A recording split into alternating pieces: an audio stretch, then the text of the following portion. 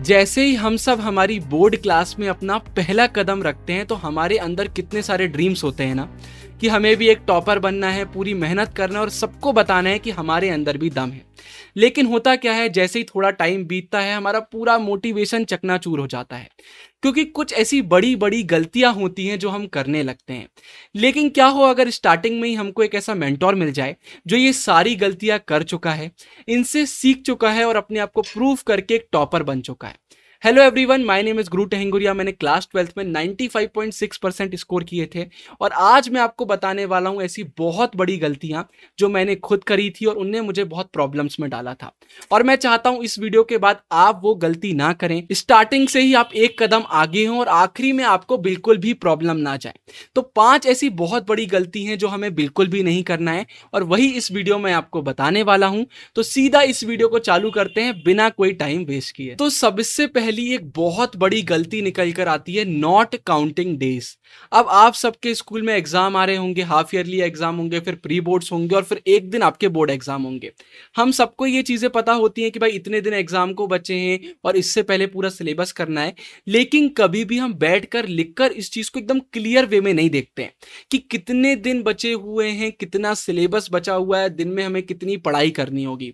जिसके माइंड में ये चीजें क्लियर नहीं है वो क्या करता है, आलसी करता है। अगर मैं आपको बोल दूं आपके पास सिर्फ इतना लिमिटेड टाइम है और इतने से टाइम में आपको इतनी चीजें करना है तो आप पूरी मेहनत करने लग जाएंगे। लेकिन अगर ये टाइम ही क्लियर नहीं, बस माइंड में कहीं पर पड़ा हुआ है कि यार थोड़ा बहुत टाइम बचा हुआ है उसमें सब करना है, आप कभी भी कुछ भी नहीं कर पाएंगे। पूरा क्लियर पता होना चाहिए कि कितने दिन बचे हैं, कितना सिलेबस बचा है। मैंने अपने टाइम टेबल वाली वीडियो में बहुत क्लियर तरीके से चीज आपको बताई थी, वो ऊपर आई बटन में मैं डाल दूंगा, उसको जरूर देखिएगा। पहली गलती आती है कि अवेयर ना होना। हमें अपने यही नहीं पता है भाई कितने दिन में कितना सिलेबस करना है, कैसे क्या पढ़ाई करना है। तो एक अच्छा टाइम टेबल, एक अच्छी स्ट्रेटेजी होना बहुत जरूरी हो जाता है। इसके बाद दूसरे नंबर पर आता है नीडलेस बर्डन। कई बार हमें लगता है कि हम बहुत ज्यादा मेहनत कर रहे हैं, बहुत अच्छा कर रहे हैं, लेकिन बाद में मालूम चलता है कि जिस चीज के लिए हम मेहनत कर रहे थे वो तो उतनी इंपॉर्टेंट थी ही नहीं, या फिर हम गलत तरीके से मेहनत कर रहे थे। सिंपल वर्ड्स में बोलूं तो भाई जरूरी नहीं है कि आपको अगर टॉपर बनना है तो सब कुछ आपको करना होगा, कि 10-12 बुक आपको पढ़नी है, उसके बाद आपको उसको 10-12 बार पढ़ना है उन बुक्स को, फिर जितने क्वेश्चन आंसर आप कर सकते हो उतने करना है। मतलब कुल मिला के पूरी चीजें करना है जितनी हम कर सकते हैं। बिल्कुल गलत। हमें कुछ सिंपल चीजें करना होती हैं, अगर हम वो कर लेते हैं हमारा सब कुछ हो जाता है। तो सिंपल सा मैं आपको बताता हूं। सबसे पहला आपका एनसीईआरटीज होता है। आपका पूरा जो बोर्ड एग्जाम में क्वेश्चन पेपर आता है वो किससे आता है, आपका एनसीईआरटी से आता है। आपका पूरा सिलेबस किस में होता है, एनसीईआरटी में होता है। तो सिर्फ अगर हमें एनसीईआरटी का पूरा नॉलेज हो जाता है, मतलब बोर्ड एग्जाम में हमें फुल स्कोर करने से कोई भी नहीं रोक सकता। बहुत सारे हमारे सब्सक्राइबर जिन्होंने 99% प्लस स्कोर किया है, उन सब ने क्या ही से पढ़ाई करी हुई है भाई, एनसीईआरटी से। तो एनसीईआरटी हमारी मस्ट हो जाती है। इसके अलावा बाकी कोई भी बुक अगर हम ना करें कोई भी दिक्कत हमें नहीं होती है। लेकिन होता क्या है, एनसीईआरटी पढ़ने के बाद कुछ प्रॉब्लम्स आ जाती हैं। कई बार एनसीईआरटी समझ में नहीं आ रही होती है, तो यहां पर हमें डिसाइड करना है कि हम एनसीईआरटी करेंगे कैसे। आप चाहे तो एनसीईआरटी की बुक रीड कर सकते हैं। हमारे चैनल पर लाइन बाय लाइन एक्सप्लेनेशन आपको एनसीईआरटी का देखने को मिल जाएगा, सारी प्लेलिस्ट बनी हुई है, आप उन वीडियोस से पढ़ सकते हैं। अगर आप वो एक्सप्लेनेशन वीडियोस देख लेते हैं आपको एनसीईआरटी खोलने की भी जरूरत नहीं पड़ेगी। इसके बाद बारी आती है क्वेश्चन आंसर करने की, जिससे हमारी आंसर राइटिंग की प्रैक्टिस भी होती है और रिवीजन भी होता है। तो भाई क्वेश्चन बैंक हम वही लेंगे जो अच्छी हो, जो एनसीईआरटी बेस्ड हो, जिसमें प्रीवियस ईयर क्वेश्चन हमें देखने को मिले। तो मैंने इससे पहले एक वीडियो बनाई है जहां पर मैंने आपको बेस्ट बुक्स बताई थी, वो भी मैं आपको आई बटन में डाल दूंगा। और आप सभी को अगर आप क्लास 12th ह्यूमैनिटीज में है तो रिकमेंड करना चाहूंगा ओसवाल गुरुकुल की सीबीएसई क्वेश्चन बैंक। बहुत शानदार क्वेश्चन बैंक है, हमने खुद इसको रिव्यू किया है। पूरी एनसीईआरटी बेस्ड है, प्रीवियस ईयर क्वेश्चंस देखने को मिलेंगे, एनसीईआरटी क्वेश्चंस देखने को मिलेंगे और सारी इंपॉर्टेंट चीज आपको इसमें देखने को मिलने वाली है। उतना ही करिए जितनी जरूरत है। तो ये ट्विन ब्रोस यूट्यूब चैनल हो गया, एनसीईआरटी हो गया और क्वेश्चन बैंक हो गया, इनकी मदद से पढ़िए, आपको मजा आ जाएगा। इसके बाद थर्ड नंबर पर आती है डोंट बी अ स्लैकर। स्लैकर मतलब क्या होता है, वो लोग जो एफर्ट नहीं डालते, आलसी कर जाते हैं एफर्ट्स डालते समय।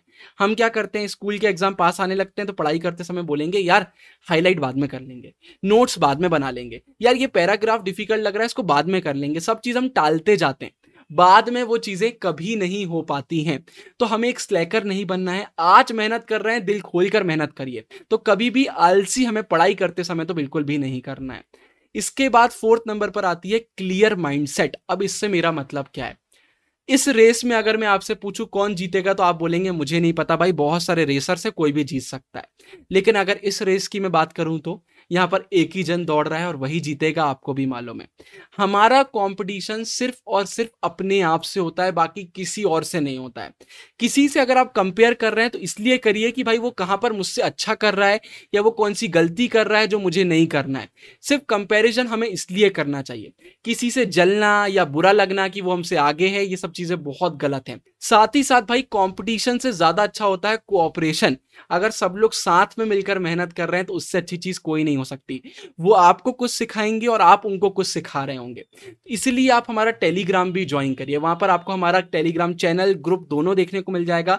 बहुत सारे बच्चे हैं जो आपके जैसे सिलेबस को फॉलो कर रहे हैं, आपके जैसे पढ़ाई कर रहे हैं, आप एक दूसरे की मदद करेंगे, सब कुछ एकदम आपका आसान हो जाएगा। इसके बाद जब एग्जाम का टाइम आएगा, जब आप अभी स्कूल के एग्जाम दे रहे होंगे, बोर्ड एग्जाम की बात मैं नहीं कर रहा हूं, स्कूल के एग्जाम में देखिएगा कि जब आप एग्जाम दे रहे हैं तो कौन सी गलतियां आप कर रहे हैं।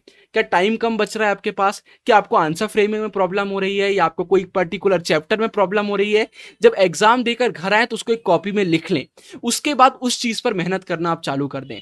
ये ना हो कि बोर्ड एग्जाम में हमको मालूम चल रहा है कि यार मुझसे तो टाइम मैनेजमेंट नहीं बनता था। ये सारी चीजें पहले ही क्लियर हो जाना चाहिए। स्कूल एग्जाम का मेन पर्पस ही ये होता है। इसके बाद आखिरी नंबर पर आता है डाउनफॉल। बहुत सारे बच्चे हैं जब बोर्ड एग्जाम पास आ रहा होगा ना तो डाउनफॉल आना चालू हो जाएगा। इसका रीजन क्या होता है? डाउनफॉल आने लगता है, एंजाइटी होने लगेगी, डिप्रेशन होने लगेगा, हम डरने लगेंगे। इसका सिंपल रीजन है रश करना। हम चाहते हैं कि क्लास का जो टॉपर है बिल्कुल हम उसके जैसे एक दिन में बन जाए, हम टॉपर एक दिन में बन जाए, हमारी जितनी भी वीकनेसेस है वो एक दिन में गायब हो जाए। ऐसा कभी नहीं होता। अभी बोर्ड एग्जाम में टाइम है, टाइम बहुत होता है हमारे पास। अगर हमें हमारी वीकनेसेस पता है, अपनी स्ट्रेंथ्स पता है और हम धीरे धीरे उन पर काम कर रहे हैं तो अपने आप हम सक्सेस की तरफ आगे बढ़ने लगते हैं। अब आखिरी में बस मैं यही कहना चाहता हूं, जो बुक मैंने आपको बताई है उसका लिंक आपको डिस्क्रिप्शन में मिल जाएगा। उस बुक को जरूर से परचेज करिए, बहुत ही शानदार है। जितनी भी चीजें मैंने आपको बताई हैं उनको समझिए, उन पर काम कीजिए और देखिए ये मिस्टेक्स फिर आप नहीं करेंगे और बोर्ड एग्जाम में आप एक टॉपर बन जाएंगे।